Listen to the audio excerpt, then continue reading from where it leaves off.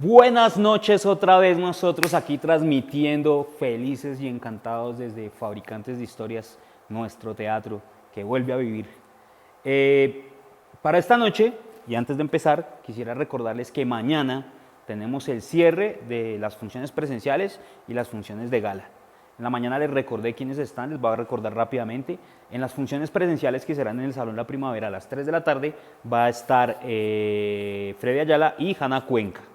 Y en la función de gala, la última función de gala virtual, estará Freddy Ayala, que es de Bogotá, y Aldo Méndez, que es de Cuba, España.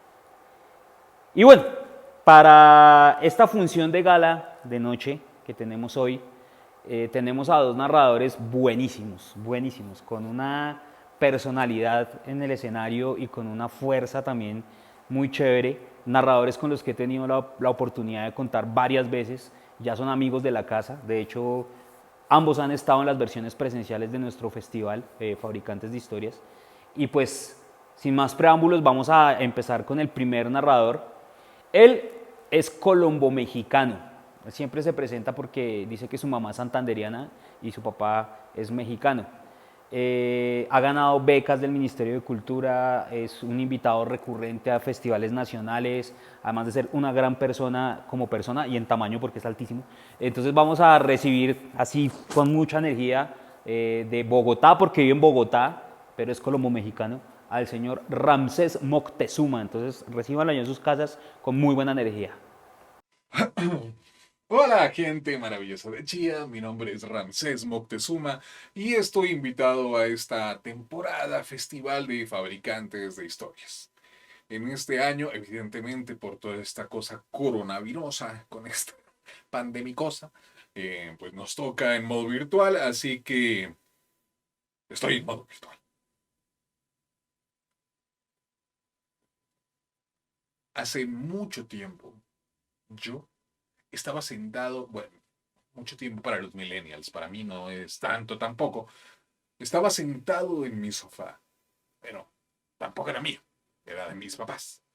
Pero siempre me han dicho que lo mío es de ellos y lo de ellos es mío. Así que era mi sofá. Un sofá enorme, no tan grande porque mi tamaño también era grande. No tan grande, pero sí. Al lado mío estaba mi hermano y estábamos viendo la televisión a muy alta hora de la noche, es decir, muy tarde. Estábamos viendo una película que a mí me dejó marcado para siempre. Una película que me llevó a tenerle miedo. No a dormir, porque al fin y al cabo cuando me duermo entro en coma, pero sin miedo a la oscuridad. Esa película se llamaba Pesadilla en la calle Elm y era donde salía Freddy Krueger. Era la primera vez que yo veía una película de miedo que realmente me diera miedo así, mucho miedo. Y desde entonces le tuve miedo a la oscuridad. Mi hermano se dio cuenta, y yo no sé por qué los hermanos mayores hacen estas cosas, ¿no? Los hermanos mayores tienen ¿cómo llamarlo? Este impulso sobrenatural, no solo de protegerte, sino de prepararte para el futuro, un futuro distópico, pandémico, un futuro complicado, así que te van preparando de la única forma en la que ellos saben prepararte, que es como las vacunas, ¿no? Darte pequeñas dosis de lo que puedes encontrar afuera en el mundo y así tu cuerpo se va preparando y va adquiriendo resiliencia y no te dan tan duro las cosas que ocurren afuera. Gracias al valiente aporte de los hermanos mayores. Mi hermano mayor se dio cuenta que yo le tenía mucho miedo a la oscuridad, mucho, pero mucho miedo a la oscuridad. Y se dio cuenta inmediatamente, es una cosa como de hermanos, ¿no? Darse cuenta de los sentimientos de tus hermanos.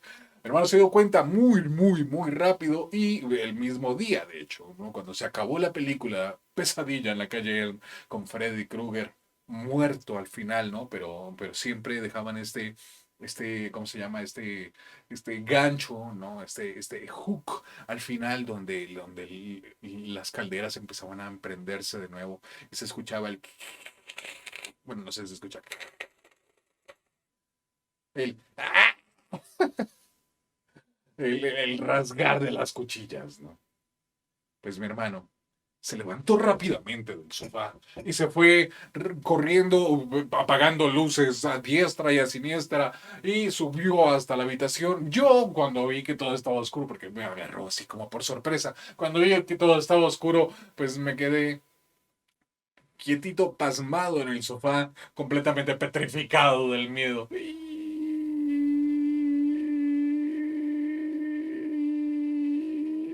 Hasta que mi valiente papá bajó a buscarme y me encontró en el sofá.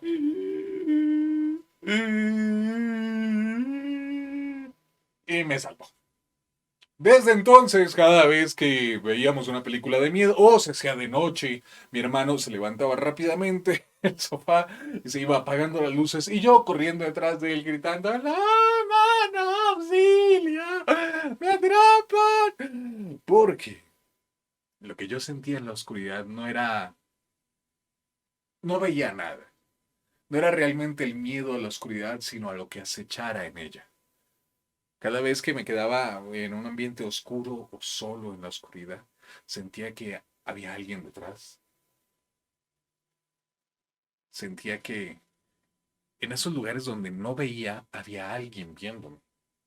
Sentía que cuando iba caminando, alguien me rozaba.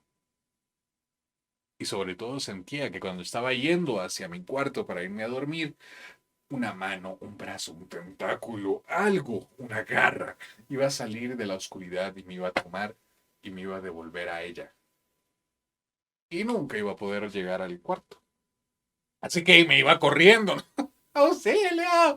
Me iba corriendo y llegaba mi hermano, dormíamos en la misma habitación. La cama de mi hermano quedaba justo enfrente de la puerta de entrada, ¿no? Del cuarto. Así que mi hermano simplemente abría la puerta, apagaba la luz del cuarto y se lanzaba hacia su cama y se cubría con las cobijas. Porque todos sabemos que no hay nada más protector, no hay nada que proteja más, no hay nada más, no hay búnker más, ¿cómo se llama esto? Pues, seguro, se me va la palabra, ¿no? No hay búnker más seguro que debajo de tus cobijas. Así que mi hermano se hacía debajo de las cobijas y nomás se asomaba para verme llegar a mi correr. ¡Ah! Yo dormía en una cama muy alta, cosa que para mí era maravilloso, me encantaba, porque no era un camarote, pero era muy alta, entonces era como que casi un camarote, pero no. Entonces me gustaba porque en las mañanas, el hueco que había entre mi cama pues y el piso era lo suficientemente grande como para yo meterme debajo de mi cama, y yo ahí jugaba que a veces era una nave espacial, ¿no? Entonces prendía cosas y movía y estaba ahí siempre a punto de despegar. Y a veces despegaba, ¿no? Y viajaba y todo en mi mente, pero pues uno en esa edad eso basta, ¿no? Eso era, ya era completamente suficiente, ¿no? Imaginar que eso fuera una nave espacial. También a veces era la entrada a un laboratorio secreto, que tenía que yo entrar así como a gatas, a abrir cosas y entraba al laboratorio. Y a veces también era la entrada a una dimensión oculta, donde tenía que entrar casi como rodando. Y allí habían varias cosas siempre, ¿no? Dependiendo de lo que hubiese leído o de lo que me gustase leer en el momento. Quiero reconocer que era muy ratón de biblioteca, era muy nerdito. Me encantaba muchísimo leer. Era gordito y nerdito. Casi un cliché. Me encantaba mucho, mucho leer. Y entonces recreaba lo que leía ahí adentro. Lo recreaba en mi cabeza, pero lo vivía ahí debajo de mi cama. Pero solo me metía debajo de mi cama o sea, cuando había luz del sol, cuando la luna salía, cuando era momento de la noche ni me acercaba al hueco. Cuando me iba a subir a mi cama, pegaba un salto y caía en mi cama. Pues claro, para mi hermano era muy divertidísimo. Era muy divertido ver al gordito hermanito corriendo. ¡Auxilio! Huyendo de las garras, tentáculos, cualquier cosa que saliera de la oscuridad. Pegara un salto en la mitad del cuarto y cayera en la cama. Yo creo que siempre esperaba o que cayera afuera, que rebotara afuera, o que al caer en la cama hiciera se volviera nada y yo quedara así, ¡ah! Sin cama. Pero no, afortunadamente la cama era bastante buena y no pasaba nada. Yo debo reconocer que siempre, bueno, no siempre, pero desde que empecé a tenerle miedo a la oscuridad, siempre dije que había algo debajo de mi cama, que en las noches yo escuchaba a veces ruidos, a veces como rasguños, a veces como movimientos y creía, o bueno, sabía más bien, que eso se escuchaba debajo de mi cama. Así que me levantaba el otro día y decía, mamá, papá, hay un monstruo bajo mi cama. Y creo que eso lo decían todos los niños, porque mis papás de primerazo no me creyeron, no era nada. Pero de repente empezaron a perderse cosas en la casa. Cosas que curiosamente terminaban debajo de mi cama. Obviamente no los había tomado yo, pero terminaban allí. Y yo les decía que eran los monstruos que salían de debajo de mi cama, que curiosos caminaban por la casa y de repente les gustaba algo y se lo llevaban a su dimensión, porque ahí abajo es la entrada de la dimensión. Y luego, cuando ya se aburrían de esa cosa, pues la dejaban ahí en la entrada. Pues nadie me creía, evidentemente. Mi mamá tuvo que viajar, mi mamá es muy brava. Mi mamá es muy, mi mamá es santanderiana. Y de las santanderianas se dice que son muy, muy, muy bravas. Tan bravas son que en México, por ejemplo, bueno, las mamás, todas las mamás latinoamericanas, cuando se ponen bravas, no se quitan la sandalia y tú puedes salir corriendo, güey. Tú puedes salir corriendo, voltear la esquina, agarrar un metro, pero tu mamá, ella no tiene ni, o sea, ni qué correr detrás tuyo. Ella nomás apunta, asegura el objetivo y ¡saca! Ahí se va la sandalia, güey. Ahí va la chancleta detrás tuyo. O sea, tú puedes voltear la esquina, la chancleta también agarras metro, la chancleta también paga su metro. Te bajas y la chancleta te llega así detrás, ¡paga! Y todavía te llega con mensaje. Lo abres y me trae la chancleta. Y dije, señora, yo no vaya con la chancleta. Pero las mamás santanderianas, válgame el cielo, las mamás santanderianas, ellas no arrojan chancletas. Porque son sus chancletas, ¿para qué les van a arrojar? Ellas arrojan lo que sea, güey. Ellas nomás hacen así, cágate. Y agarren lo que agarren, lo mismo. Aseguran el objetivo y ¡saca! Para allá va, güey. Tú puedes ir detrás hasta detrás de un árbol, güey. La pesta de somas, ¡paca! Ahí te llega, me pegué duro. Ahí te llega el golpe, güey. Pues mi mamá era así de brava. Tan brava era que, por ejemplo, mi hermano es de esas personas que dura horas almorzando, pero horas. O sea, como que duraba mucho tiempo. Y yo era el gordito que llegaba, almorzaba súper rápido, me iba a parar para, no sé, jugar o hacer tareas, o me iba a parar de la mesa, ¿no? Porque uno ya se aburre. Y ya me iba a parar cuando mi papá me decía, Ramsés, usted se queda ahí hasta que su hermano termine. Me atoré con una saliva, perdón. COVID, no, saliva. Y claro, yo me levanté, no me iba a levantar, pues miraba a mi hermano, mi papá ahí nomás con cara de, usted no se levanta de ahí hasta que su hermano termine. Y yo con cara de, miraba a mi hermano así con cara de, mano,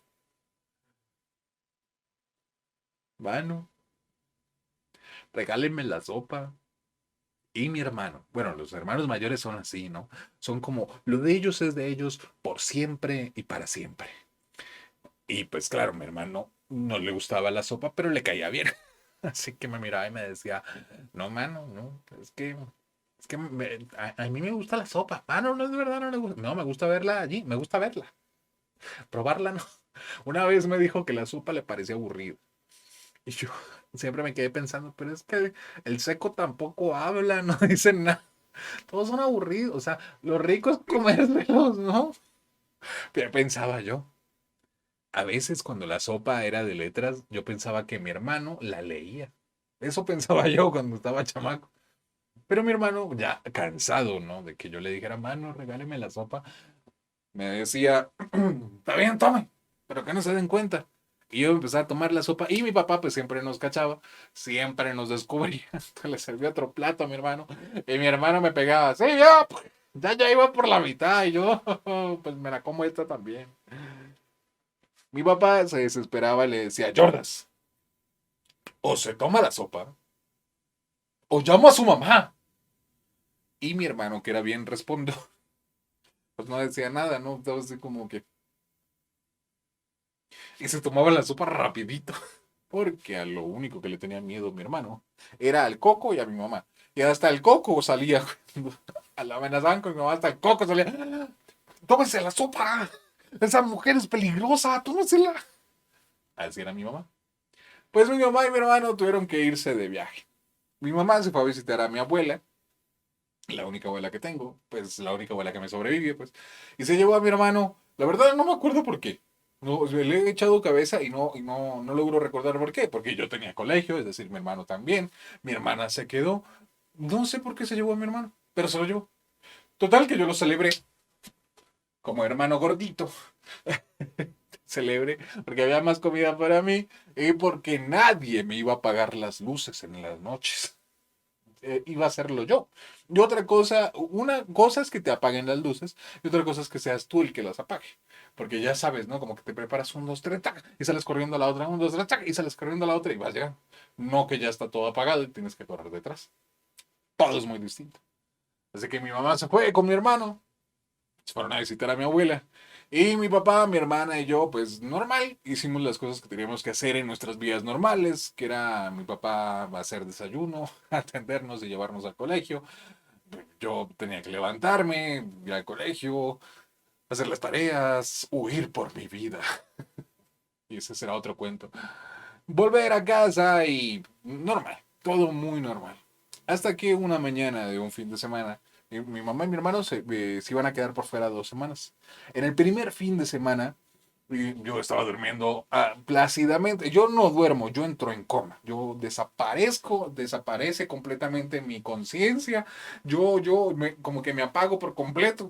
Ahí quedo. Pues mi papá me despertó. Yo eso sí he sido de muy buen despertar, no como mi hermano. Le estoy tirando mucho shade a mi hermano, ¿eh? Pero es verdad, mi hermano es de muy mal despertar. Es de esas personas que se despiertan dando patadas, puños, no importa la edad.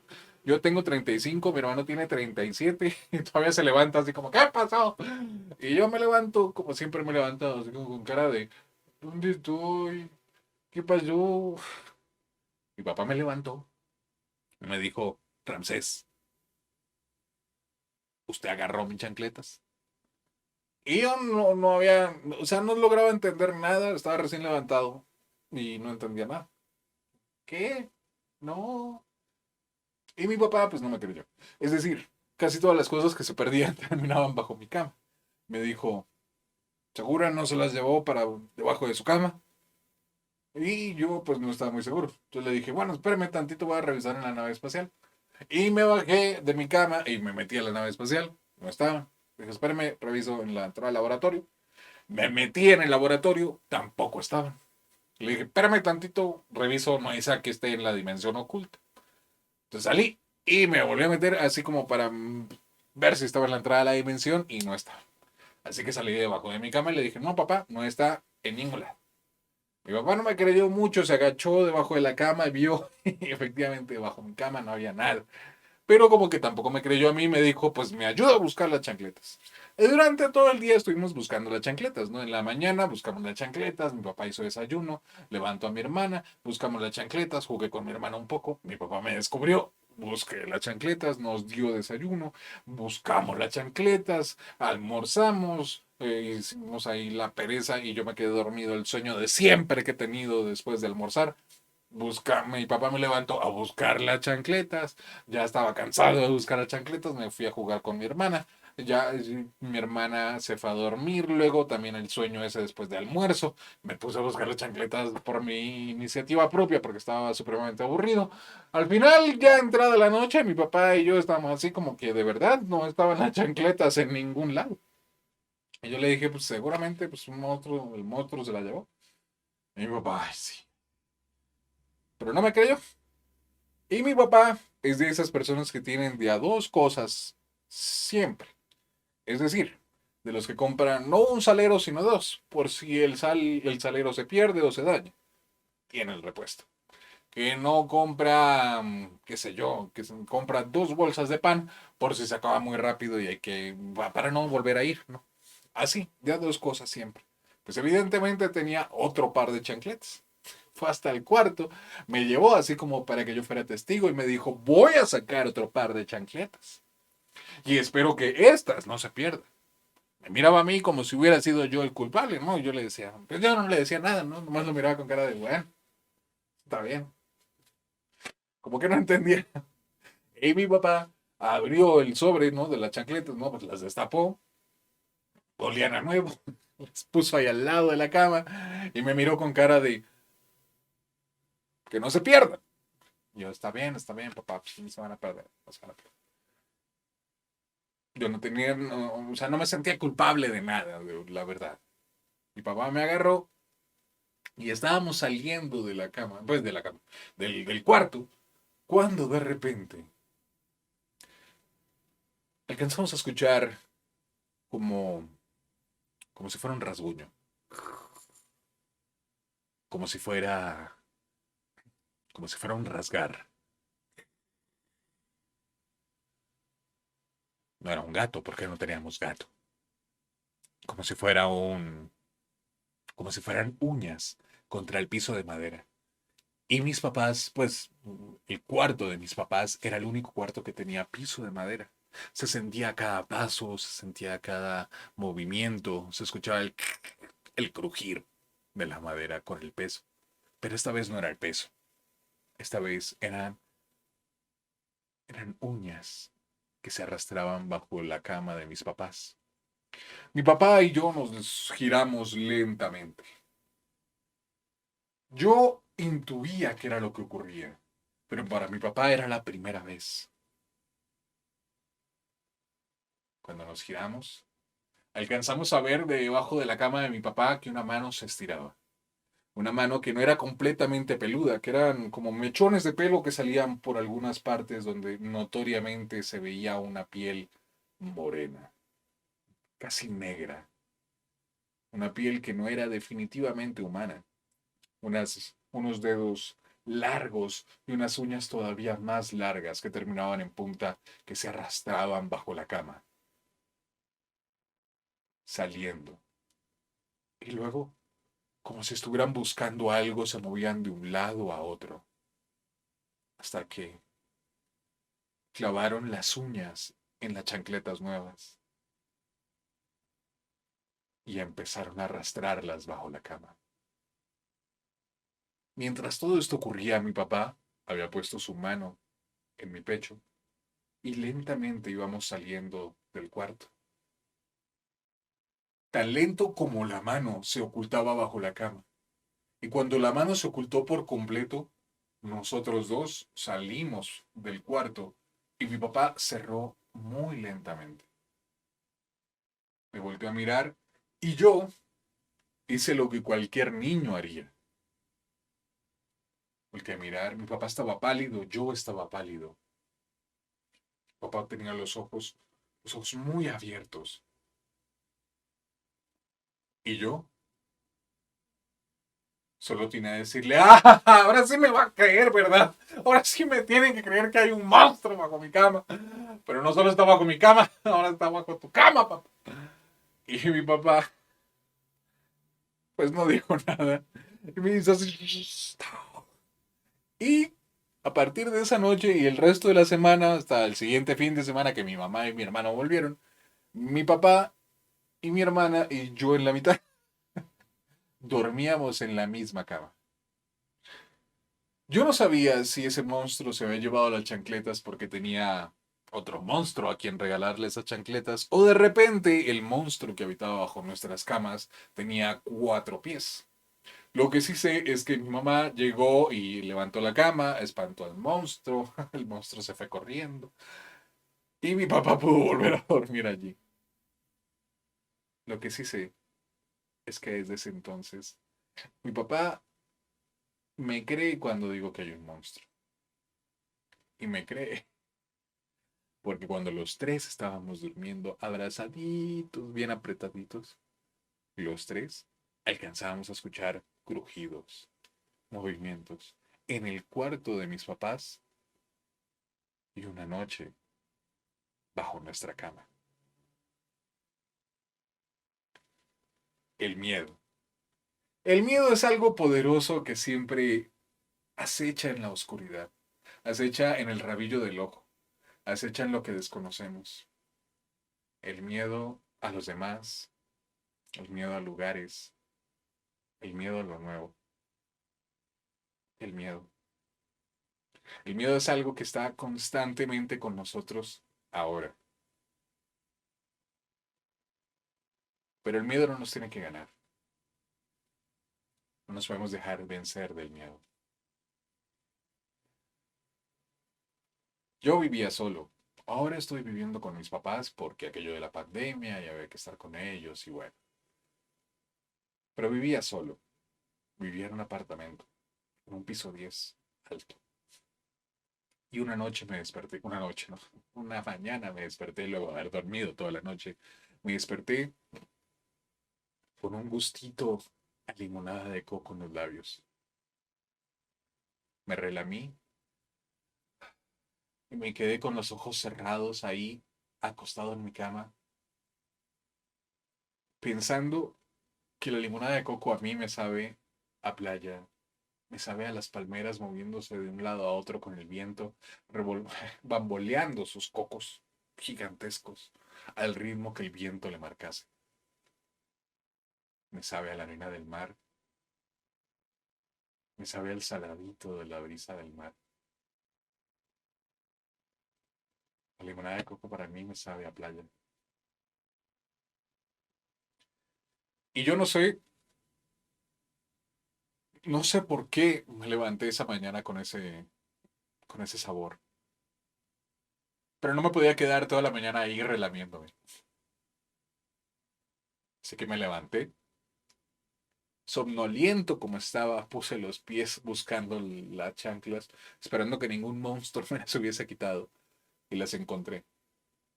Y caminé arrastrando, arrastrando los pies y mi cuerpo hacia fuera de mi cuarto, hacia la cocina, para hacerme un café, porque no hay vida antes del café. Y suena que es muy lejos, pero realmente son 2 o 3 pasos para llegar hasta la cocina, que el apartamento no es muy grande, pero sí está en un piso alto. Hice mi café y tenía el firme propósito de tomármelo en el balcón. Habían pasado ya varios días del confinamiento. Y una cosa es no querer salir, pero otra cosa es que te digan que no puedes salir. Y apenas te dicen que no puedes salir, como que todos los miedos y tu apartamento se vuelven más, tus miedos más grandes y tu apartamento más pequeño. Y como que todo te satura. Y yo soy una persona alta y torpe. Y vivir en un apartamento chico no ayuda mucho. Así que quería salir al lugar del apartamento que de hecho más me gustaba, el balcón, que no era muy grande, era realmente una cornisa amplia, pero me encantaba decirle que era un balcón. Hice mi café, calientito, salía el humo del vapor.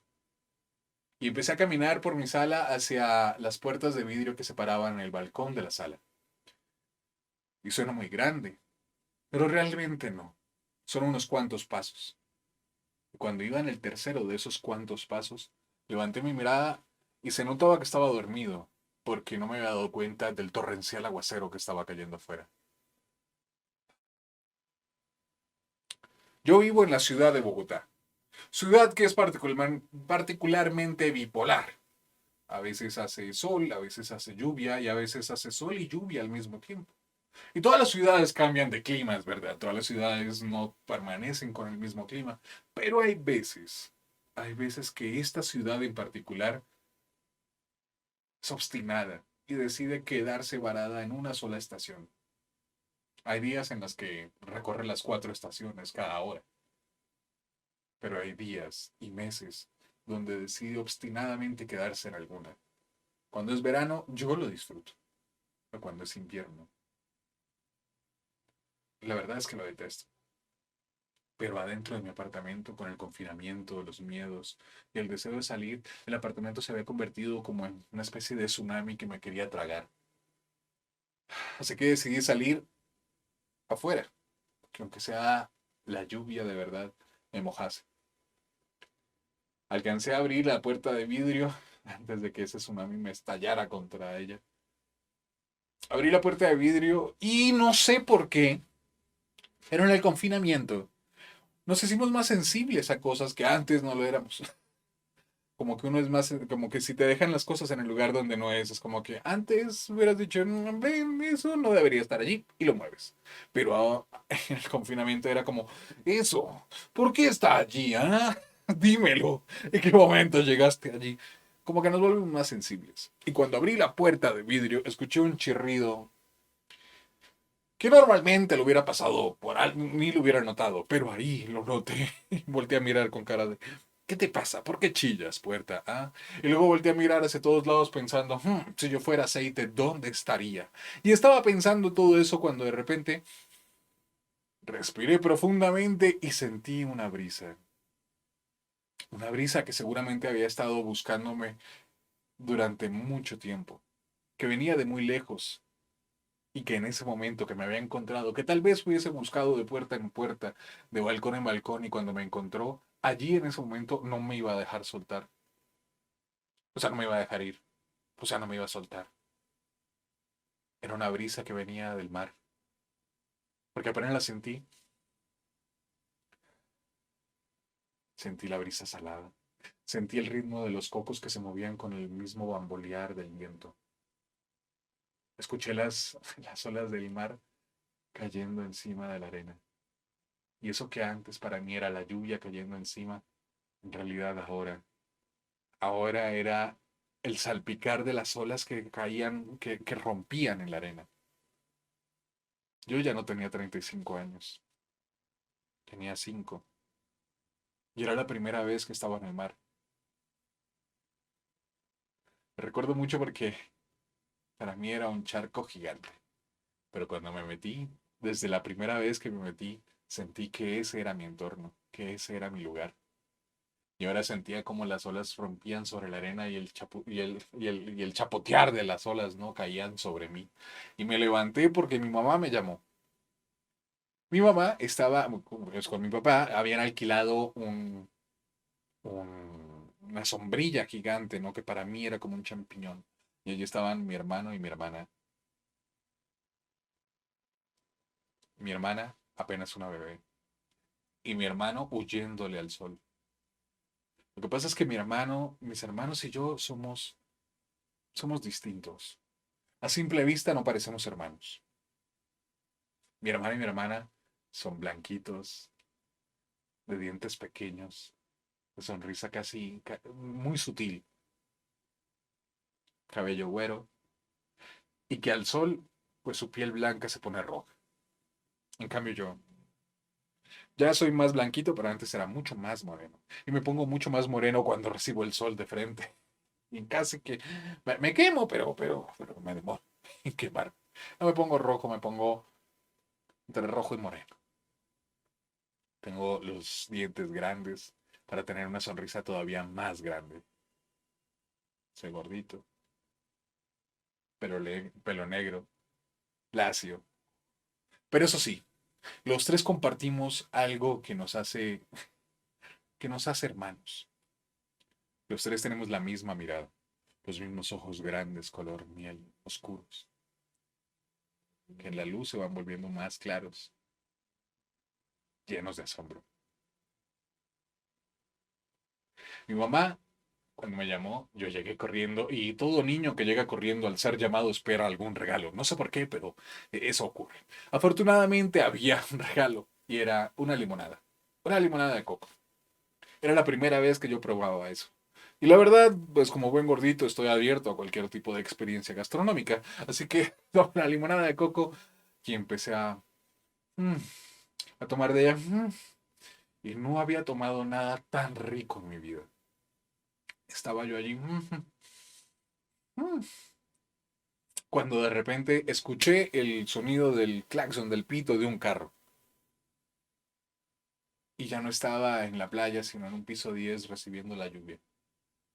Un carro que estaba bajando, rompiendo el confinamiento. Carro que le avisó a otra persona que rompió el confinamiento, que estaba bajando y que estaba en verde y que pudo haber sido atropellado. Pero esa brisa no me iba a dejar ir. Esa brisa, como mi mamá, era chaparrita, pero decidida. Me agarró y con otro respiro, no, me volvió de vuelta al mar. Estaba cayendo la tarde, ya no era de día. Estaba yo allí sentado y mi mamá amasaba mi cuerpo mientras me echaba bloqueador solar, porque resulta que también me puedo quemar. Estoy muy seguro que mis papás cuando hicieron a mis hermanos querían tener como una familia de cuento, ¿no? El niño, la niña, blanquitos, guaritos, ellos. Pero cuando me hicieron a mí, seguramente recordaron el bambolear de las palmeras. Seguramente recordaron las olas cayendo en la arena porque yo salí con este flow, con esta cosa caribeña. Estaba tomándome otra limonada de coco o tal vez la misma, ya no recuerdo. Pero lo que sí recuerdo es que quería que mi mamá acabase rápidamente para poder salir a jugar con los nuevos amigos que había conseguido. No sabía por qué, pero sentía que nos estábamos quedando allí para siempre, en esa esquina de mar, en esa esquina llena de playa, de arena, de mar rompiendo contra de las olas rompiendo contra la arena. Pensé que nos íbamos a quedar viviendo allí para siempre. Quería que mi mamá acabase, pero también disfrutaba que me amasara el cuerpito. Porque mi mamá, como ya les dije, chaparrita, pero decidida y amorosa. La brisa se estaba acabando y antes de que se acabara, porque otro respironón y ya estaba entrando la noche. El sol estaba cayendo por completo y estaba ocurriendo esos atardeceres maravillosos donde el sol se refleja por última vez en el mar y genera un naranja bellísimo en el cielo. Mi mamá me volvió a llamar y yo me despedí de mis amiguitos que ya venía porque seguramente había otra limonada de coco. Y salí del mar así gordito como era, con las perlitas del agua del mar pegada en la piel. Caminé hasta donde estaba el champiñón gigante y mis hermanos ya estaban afuera. El sol había caído y pues ya no le tenían miedo a salir. Mi hermano resoplaba mientras hacía un castillo de arena y mi hermana, todavía más acalorada, lanzaba pedacitos de arena para como si fueran invasores del castillo que mi hermano estaba haciendo. Cuando llegué esperanzada de que hubiese otra limonada de coco, mi mamá no me dijo nada. Simplemente me envolvió en una toalla y empezó a secarme. Yo no entendía nada, pero dejé que me secara. Y en un momento mi mamá me vio con cara de que no entendía y me dijo, papito, es que ya nos vamos. Y ahí, como que todo mi castillo de arena se derrumbó. Pero, ¿cómo que nos vamos? Sí, mañana quedé de salir a jugar con mis amigos nuevos y los señalé a ese montón de niños que estaban por allá chapoteando en el mar. No te preocupes, dijo mi mamá, volveremos. No sé, no sé, no sé lo que son los recuerdos a veces, cómo se mezclan y cómo a veces sencillamente uno se llena de nostalgia y la memoria a veces te lleva a lugares que han pasado años, que no has ido, que no has vuelto, pero que se sienten tan cerquita y que se viven como si fueran la primera vez. Mientras caía la lluvia sobre mí en ese piso 10º, empezaba a ver las cosas que realmente valían la pena. Un pequeño rollo del sol que se escapaba de entre las nubes para llegar justo donde yo estaba y sentir de nuevo ese sol cálido que a veces en la playa también sentía. Alcanzaba a respirar esa brisa juguetona de la arena, del mar. Ya no eran carros los que bajaban, sino olas que rompían en este mar de concreto. Respiré profundo y alcancé a recordar a mi hermana que por primera vez probaba el ceviche y no le gustaba. Alcancé a recordar a mi hermano que hacía casi y arrugaba el rostro pero que pedía otra limonada de coco, porque a él también le gustaba. Recordé a mi mamá tomando el sol, amasajándome el cuerpo para que no me quemara mientras me esparcía el bloqueador solar. Y recordé a mi papá que en las noches que nos quedamos allí en el hotel, salíamos a mirar la arena y veíamos los cangrejos caminar. Porque de mi papá es que tenemos estos ojos gigantes que miran con asombro siempre y que esperan siempre mirar con asombro y devolver ese asombro a los demás. Pero de mi mamá tenemos la irremediable esperanza, la irremediable e inefable cantidad de esperanza. Porque ahora soy yo quien te mira a los ojos y te dice al oído, no te preocupes, volveremos.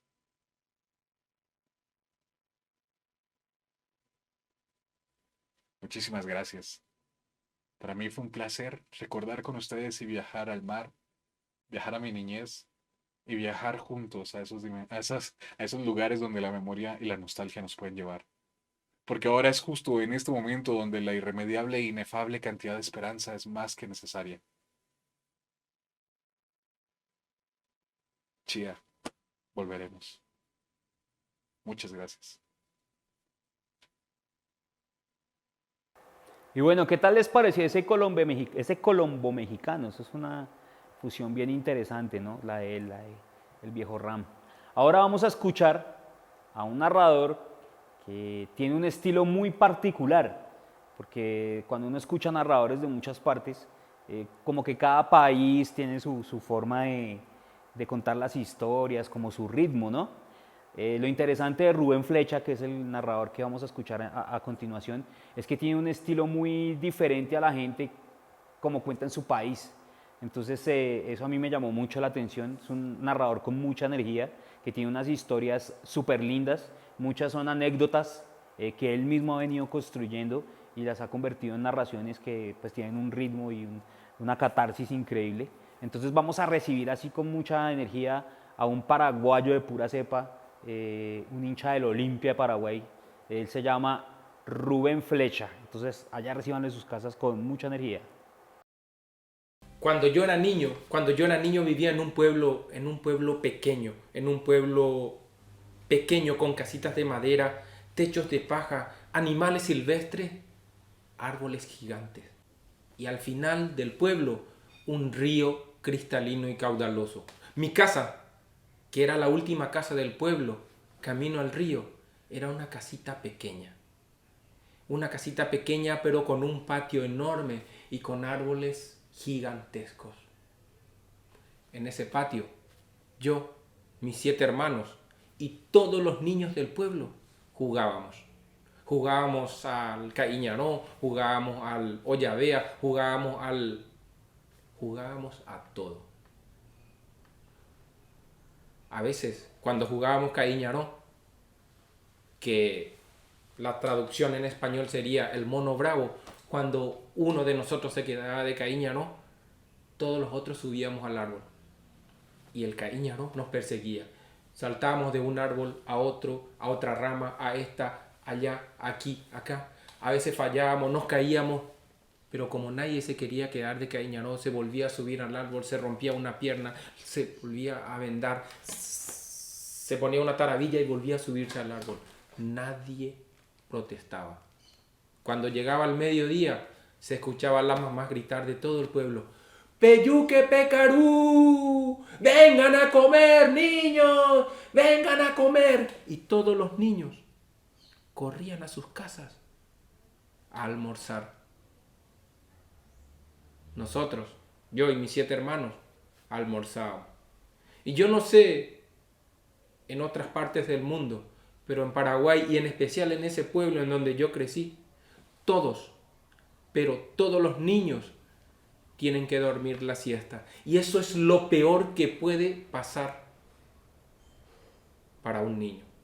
Nadie quiere dormir la siesta. nos acostábamos todos, yo y mis 7 hermanos, y cuando mi mamá y mi papá empezaban a roncar,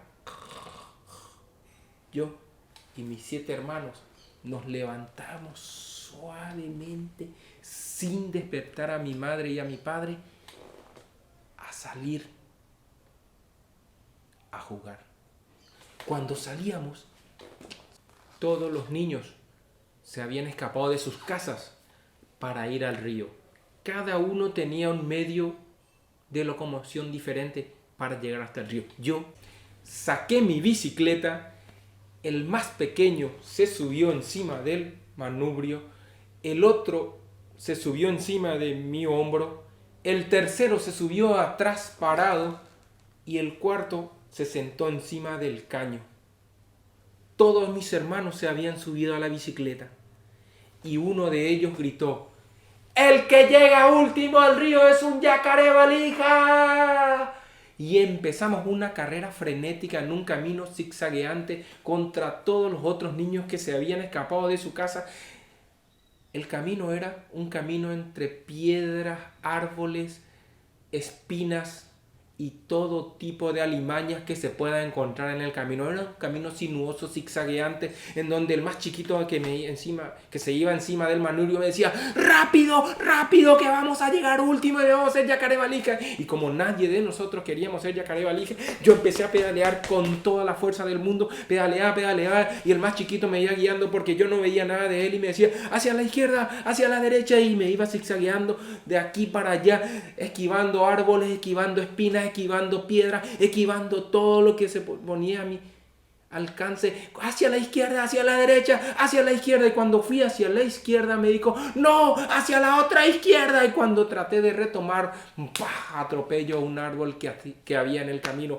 Atropello, ¡pum!, mi hermano el más pequeño va volando allá por un árbol, el otro que estaba acá atrás se va allá arriba, la bicicleta sube hasta allá arriba, yo me caigo de cabeza, me llevo contra una piedra, la bicicleta se cae encima mío, me deja la raya de la rueda acá, un caballo que viene le pisa la cabeza a mi hermanito al otro, el caballo se cae, todos los otros niños que venían atrás también se caen, y cuando llego a aterrizar en la piedra que tenía acá en mi cara, mi hermano más pequeño se levanta y dice: rápido, levántense, ¿qué vamos a hacer? Yacaré valija, yo no quiero ser yacaré valija. Así es que agarré la bicicleta, alcé mi bicicleta, se subió mi hermano más pequeño, se subió el otro, se subieron todos mis hermanos, volvimos a pedalear, y cuando al fin llegamos al río, extasiados de no ser el último que llegamos, gritamos todos: ¡no somos yacaré valija! Pero el último que llegó y todo el mundo le gritó: yacaré valija, y dijo: no era de este lado del río, sino del otro lado del río. Así es que agarré, tiré a mi hermanito más pequeño a la mitad del río, me tiré yo, todos los otros mis hermanos empezamos a nadar, pasamos al otro lado, junté a todos mis hermanos, ninguno de mis hermanos se había ahogado, así es que gritamos todos: yacaré valija, yacaré valija. Pero cuando llegó el último del otro lado del río, todo el mundo empezó a gritarle: yacaré valija. Él dijo: no era nadando, era zambulléndose por debajo del río, y todo el mundo se empezó a tirar otra vez. Yo agarré al más chiquito, tiré debajo del agua a mi hermanito más pequeño, me tiré yo y empecé a nadar.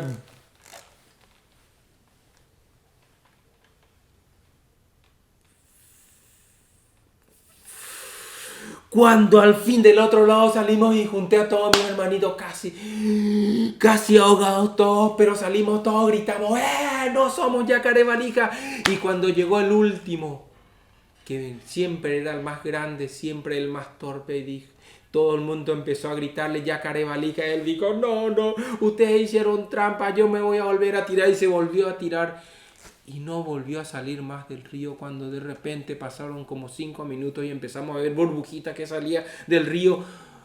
Uno de los más pequeños gritó y dijo: yo creo que ese niño se está ahogando. ¡Se está ahogando! Gritamos todos, nos tiramos, le sacamos, le hicimos la respiración boca a boca, le sacamos el agua de los pulmones. Cuando al fin se recordó, todo el mundo empezó a gritarle: yacaré valija. Y como no quería ser yacaré valija, se volvió a tirar al río y volvió a salir burbujitas del agua.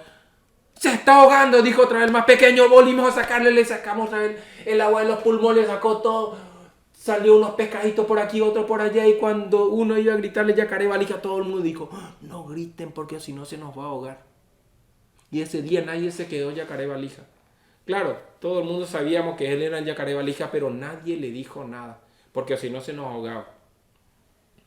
Y yo no sé cómo, pero en esa época nadie tenía reloj, nadie sabía la hora, pero sabíamos que a las 3 en punto todas las mamás del pueblo se despertaban de la siesta. Así es que mirábamos al cielo y ¡ah! Se van a despertar nuestras mamás, y todos salíamos corriendo y hacíamos el mismo trayecto que habíamos hecho a la avenida, pero en un camino zigzagueante, sinuoso, lleno de piedras, de alimañas y de espinas, pero en subida. Y nadie quería subirse en la bicicleta, nadie quería traer la bicicleta. Pero llegábamos cansados en la casa, entrábamos sigilosamente en silencio, y cuando nos acostábamos escuchábamos a mi mamá gritar: levántense chicos, vamos, que no tienen que dormir tanto tiempo la siesta. Y lo primero que hacíamos era pedir permiso para ir al río. Pero mi mamá ahí decía: no saben lo peligroso que es el río, no se pueden ir solos, si un adulto no se va con ustedes, ustedes no pueden ir al río. Pero mamá, no, en el río. Y nos empezaba a contar historias del río, que es el lugar donde hay una piedra enorme y hay un agujero negro, que ahí entra el agua. Y si el agua te mete en ese agujero, entra en una dimensión desconocida que nunca más apareces. Y que si tratas de llegar a esa piedra enorme que hay en el medio del agua, entras como en una cosa sin salida, que tratas de llegar a la piedra y no llegas nunca, pero nunca más puedes salir de ahí. No, ¿cómo va a ser así? Y le dijimos a mi mamá. Y así fue, que al día siguiente, lo primero que hicimos cuando nos escapamos a la siesta, cuando mi mamá durmió, fue irnos y mirar esa piedra negra donde entraba el agua caudalosamente, a ver si se desaparecía. El más chiquito gritó: yo quiero probar si uno desaparece en esa piedra. Yo no me voy a meter ahí, dijo el más grande. Yo no me voy a meter porque mi mamá me dijo que si yo me ahogaba en el río me va a pegar, y yo no quiero que mi mamá me pegue. Ah, ¿qué es lo que tanto? Vamos y que a morirnos todos ahí, dijo el otro. Y el tercero dijo la palabra mágica: el que se ahoga último en esa cueva donde entra el agua es un yacaré valija. Y se tiró y empezó a nadar hacia esa cueva.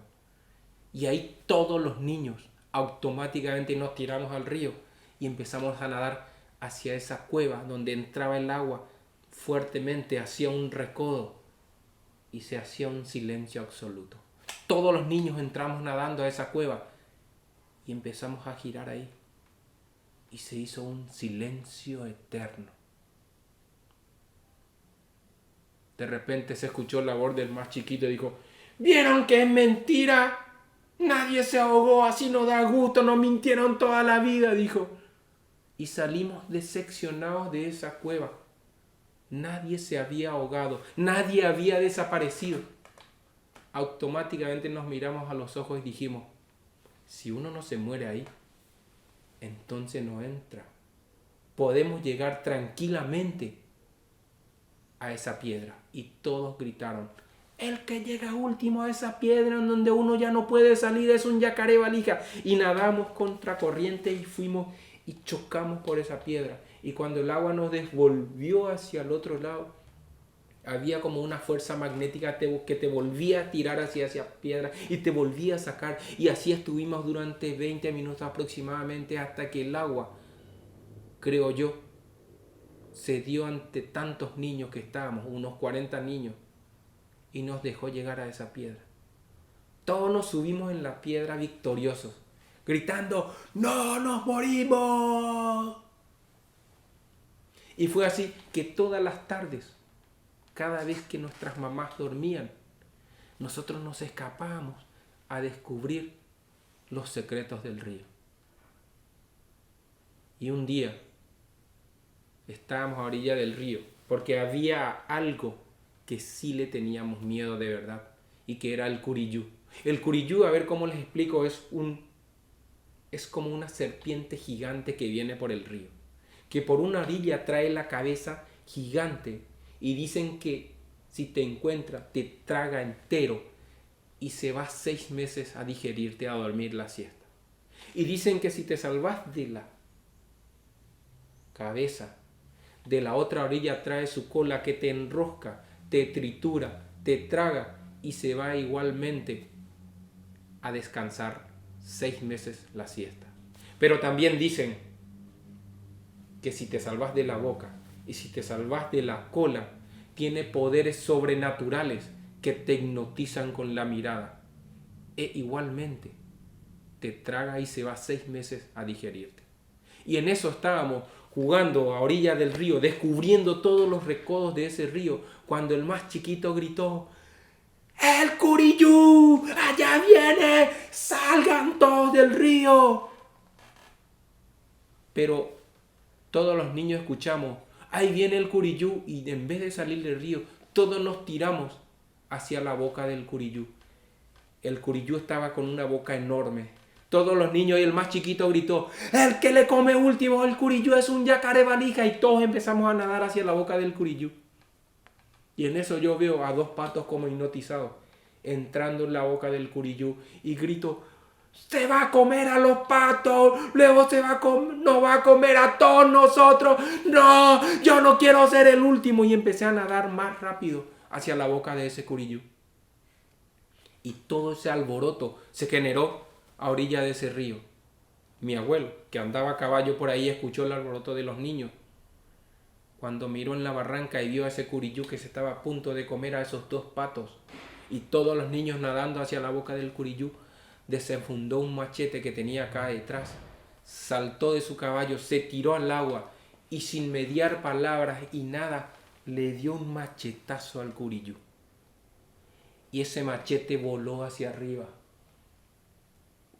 Y todos gritamos: ¡se va a comer al abuelo también! Y mi abuelo hizo un segundo intento y le volvió a dar otro machetazo y el machete volvió a volar hacia arriba porque al curiyú no le entraba el machete. ¡Se va a comer al abuelo! Gritamos todos. Y mi abuelo hizo un tercer intento y le dio otro machetazo y ahí se movió todo el agua, todo el río. Hizo un gran oleaje. Y los 2 patos que estaban a punto de entrar en la boca de ese curiyú empezaron a nadar y salieron volando. Mi abuelo se quedó con el machete en la mano.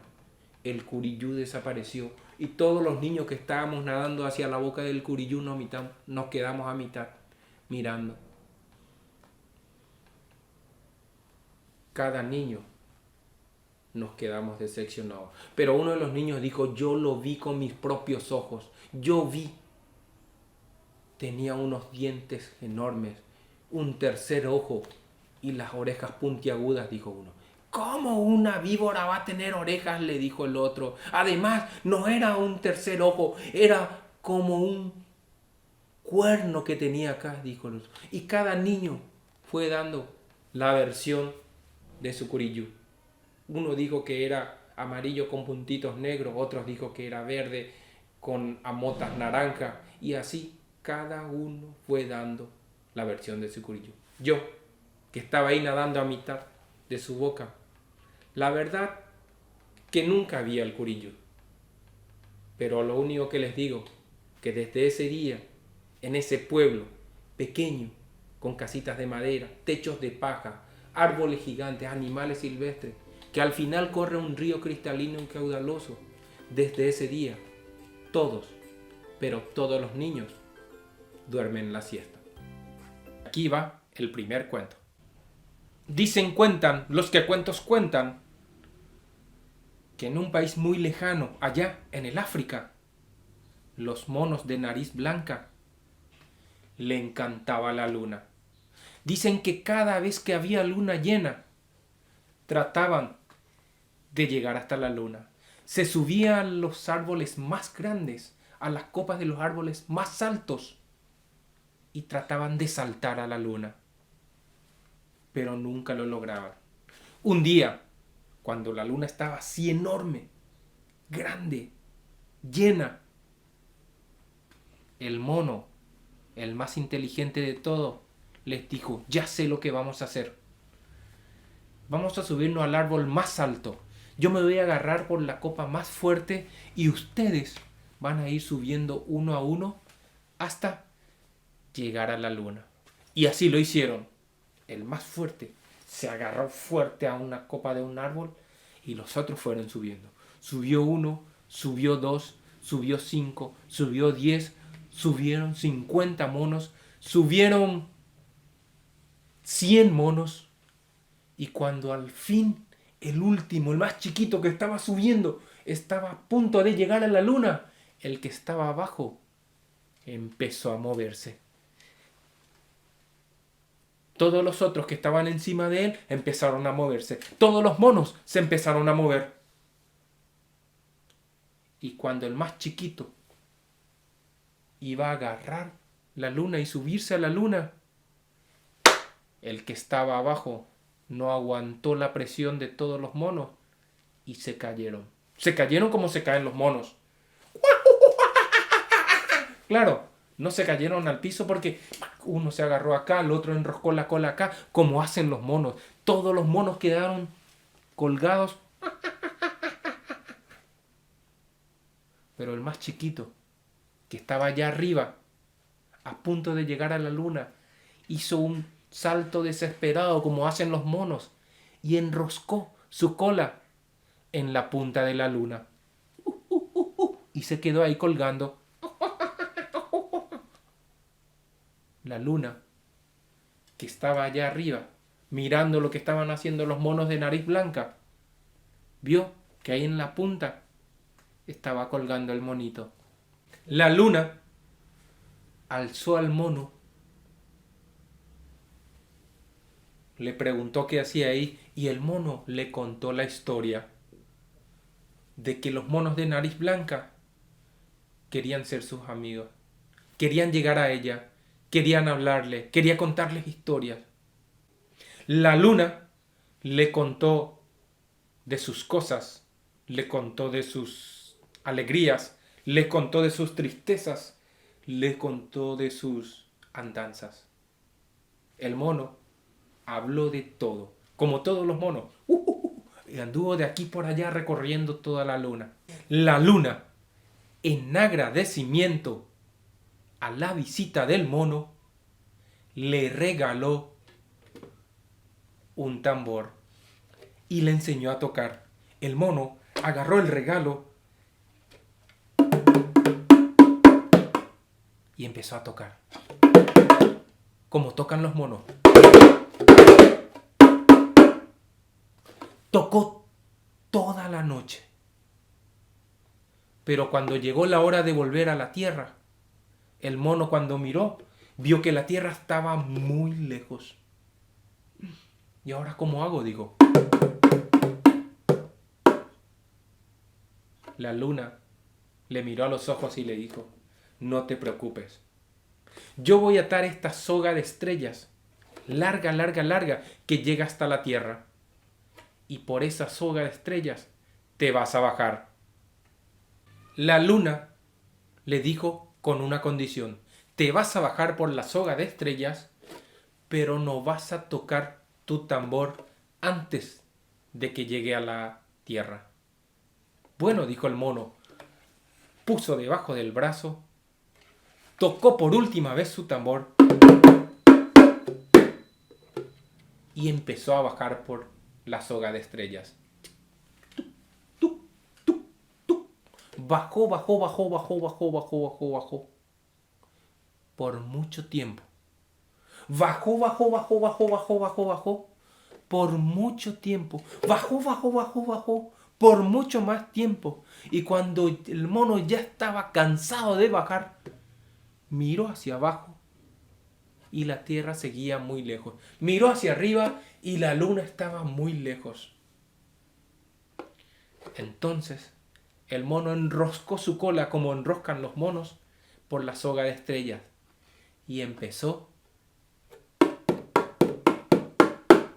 a tocar el tambor. La luna que estaba allá arriba escuchó el tambor y pensó, el mono ya llegó a la tierra. Y entonces sacó una tijera grande, esos de que para cortar estrellas, soga de estrellas, y ¡chas! Cortó la soga de estrellas. El mono que estaba tocando a mitad de camino, el tambor, empezó a caerse. ¡Uah!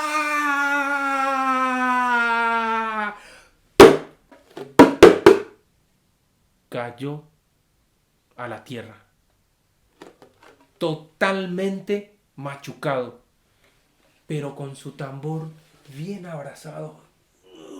Estaba ahí. El mono. Una señora, esas señoras que se van y traen agua sobre los cántaros, venía caminando y encuentra al mono ahí totalmente herido, con el tambor en la mano. Alza al mono, agarra el tambor, lo lleva a su casa. Le prepara una sopa caliente, le da de tomar durante 7 días, cuando al fin el mono se recupera. El mono, en agradecimiento a la señora que le había curado de esa caída, le regaló el tambor. La señora agarró el tambor y empezó a tocar.